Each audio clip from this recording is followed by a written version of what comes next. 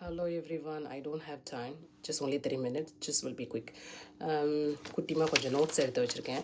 So இங்கே வந்து I hope you all doing great. இங்கே வந்து நியூசிலாந்து நர்சிங் அதாவது நர்ஸ் ஆகணும் அப்படின்னா நியூசிலாண்டில் இப்போதைக்கு வேகன்சி கிடையாது. பட் ஸ்டில் நர்சிங் கவுன்சிலேருந்து ஸ்டூடெண்ட்ஸ் எடுத்து தான் இருக்காங்க. ஸோ ஃபஸ்ட்டு வந்து இங்கே நான் எங்கள் ஹாஸ்பிட்டலில் வந்து பியூரோவில் கேஷுவல் மட்டும் தான் எடுக்கிறாங்க, பர்மனெண்ட் ஜாப் கொடுக்குறதில்ல. But if you're lucky you will get a job here. அப்படி இல்லைனா நீங்கள் ஆஸ்திரேலியாவும் போகலாம். ஒரு நல்ல ஒரு பெனிஃபிட் என்னென்னா if you become a nurse in New Zealand, you will also become a nurse in Australia. The one thing that you have to do extra, the registration, the same like how you do registration in under Tamil Nadu Nursing Council, the same process. You just need to do registration, that's it. You don't need to do any exam or nothing. But to come to here, I'll go from the beginning. First வந்து 1 to 2 years experience இருக்கணும். அது முடிச்சதுக்கப்புறம் சிஜிஎஃப்என்எஸ் என்செட்டுக்கு apply பண்ணணும். But இதுக்கு முன்னாடி, அதாவது சிஜிஎஃப்என் என்செட்டுக்கு apply பண்ணுறதுக்கு முன்னாடி நீங்கள் எதர் ஓஇடி ஐஎல்ஸ் பண்ணிடணும். ஓஇடினா ரைட்டிங்கில் C+ எடுக்கணும், மற்றத்தில் B+ எடுக்கணும். இல்லைனா ஐஎல்ஸ் பண்ணுறதுனால ஓகே. பட் அதோட ஸ்கோர் வந்து எனக்கு தெரியல.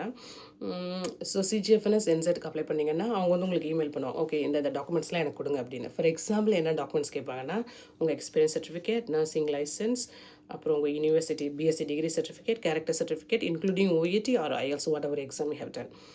ஸோ இது முடிச்சதுக்கப்புறம் எல்லாம் வெரிஃபை பண்ணி ஓகே யூ ஆர் பர்ஃபெக்ட், எல்லாமே ஓகே ஆகிடுச்சு அப்படின்னா அவங்க நர்சிங் கவுன்சிலுக்கு ஃபார்வர்ட் பண்ணுவாங்க. நர்சிங் கவுன்சில் உங்களுக்கு ஒரு இமெயில் பண்ணுவாங்க, okay you are good to go for theoretical exam. That is the first exam you will do which you will do in India.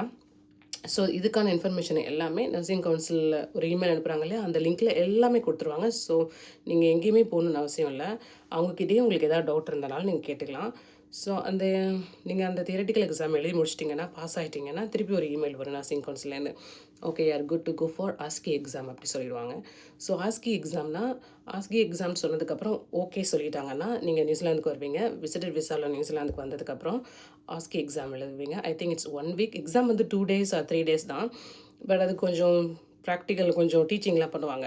But உங்களுக்கு தனியாக டீச்சிங் வேணும் அப்படின்னா என்ன கேட்டிங்கன்னா கண்டிப்பாக நீங்கள் தனியாக டீச்சிங் போகணுன்னு சொல்லுவேன். ஏன்னா நீங்கள் நியூசிலாந்தில் உங்களுக்கு எப்படி இங்கே ஹெல்த் சிஸ்டம் இருக்குதுன்னு தெரியாது.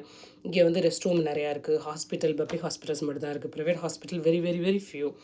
ஸோ இங்கே உள்ளதை லேர்ன் பண்ணிக்கணும்னா இங்கே டியூட்டல் நியூசிலாந்துன்னு சொல்லிட்டு ஒருத்தவங்க இருக்காங்க.